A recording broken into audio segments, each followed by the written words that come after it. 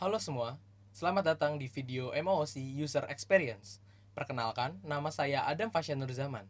Pada kali ini, kita akan belajar mengenai skenarios, story, konseptual skenario, concrete skenario, dan use case.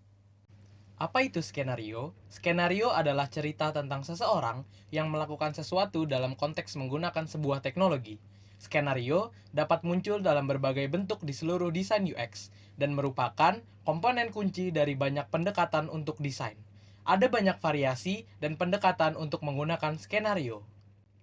Berdasarkan buku Making Use tahun 2000 yang dibuat oleh John Carroll, menjelaskan bagaimana skenario digunakan untuk menghadapi kesulitan yang melekat dalam melakukan desain. Pada gambar di samping dijelaskan mengenai pendekatan yang digunakan ketika membuat skenario. 1. Action versus reflection.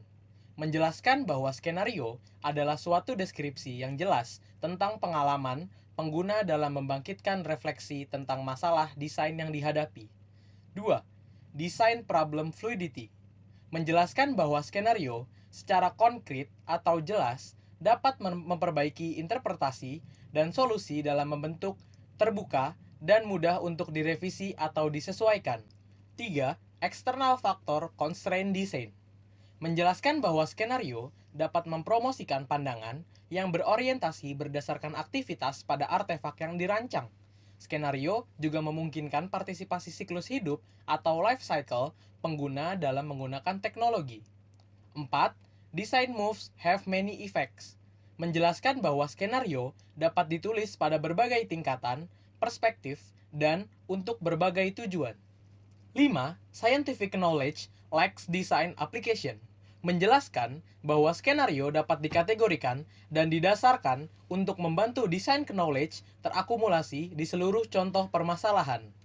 Skenario berguna dalam memahami, membayangkan, mengevaluasi desain konseptual dan fisik. Berdasarkan John Carroll, membedakan 4 jenis skenario. 1. Story, yaitu pengalaman orang-orang di dunia nyata. Kedua, konseptual skenario, yaitu deskripsi lebih abstrak di mana beberapa detail telah dihapuskan. Terdapat proses manual yang dilakukan pengguna, serta proses yang dilakukan pengguna menggunakan sistem. Yang ketiga, concrete skenario, dihasilkan dari skenario abstrak dengan menambahkan keputusan desain dan teknologi spesifik, dan setelah selesai, ini dapat direpresentasikan sebagai kasus penggunaan. Hanya terdapat proses yang dilakukan pengguna menggunakan sistem saja. Yang keempat, use case, deskripsi formal yang dapat diberikan kepada programmer. Penjelasan yang dibuat menjadi poin-poin dari penjelasan konkret skenario. Berdasarkan gambar di samping, dalam menggunakan skenario, terdapat 3 proses penting yang terlibat dalam desain dan bagaimana mereka berinteraksi dengan berbagai jenis skenario. Desainer mengabstraksi, mengambil penjelasan singkat mengenai detail dari story untuk sampai pada konseptual skenario. Lalu, menentukan batasan desain dari konseptual skenario untuk sampai ke konkret skenario. Lalu selanjutnya, memformalkan ide desain menjadi use case. Berikut adalah contoh soal yang dapat kita gunakan untuk membuat skenario.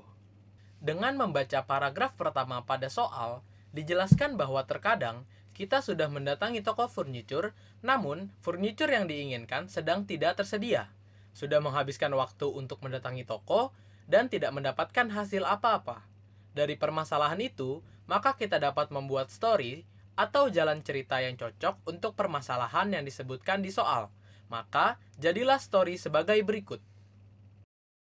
Setelah mendapati permasalahan yang ada di story, maka untuk merubahnya menjadi konseptual skenario adalah dengan cara mengabstraksi atau meringkas apa yang menjadi permasalahan utama dari story tersebut.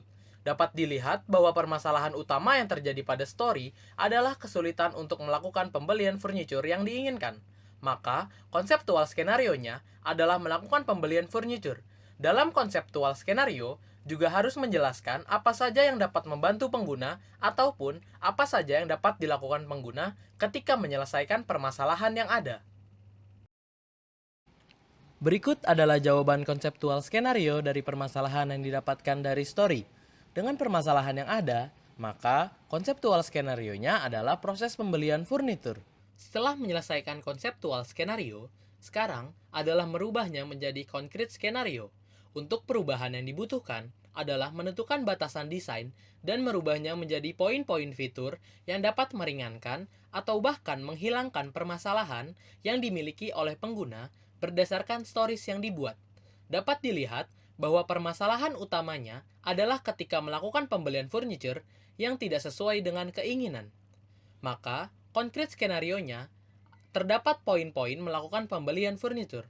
Setelah itu, dalam konkret skenario juga harus ditambahkan step by step dalam melakukan poin tersebut ketika mengakses aplikasi yang nantinya akan dibuat sebagai gambaran alur dari aplikasinya. Selain poin utama, dalam konkret skenario juga dapat diberikan fitur-fitur pendukung yang akan dicantumkan di aplikasi guna mempermudah pengguna untuk menggunakan aplikasinya. Fitur-fitur pendukung didapatkan dari soal dan permasalahan yang ada dengan menginterpretasikannya. Menginterpretasikannya ke dalam poin-poin di konkret skenario, lalu menjelaskan flow step by step dalam menggunakan fitur tersebut. Setelah melihat konseptual skenario yaitu pembelian furnitur, maka konkret skenarionya akan menjadi seperti ini. Setelah menyelesaikan konkret skenario, maka selanjutnya adalah memindahkan poin dari konkret skenario yang telah dibuat menjadi poin-poin dalam use case dan menambahkan siapa aktor yang dapat menggunakan aplikasinya. Pada case kali ini, aktor yang dapat menggunakan use case yang telah dibuat adalah member dari aplikasi Mebels. Maka, aktor yang dapat dituliskan sebagai member. Dan use case-nya berisikan poin-poin yang telah dituliskan pada konkret skenario. Sekian video mengenai cara membuat skenario dalam materi kali ini. Semoga bermanfaat bagi kalian semua. Dan jangan lupa mengerjakan exercise yang telah diberikan. Akhir kata, saya ucapkan terima kasih.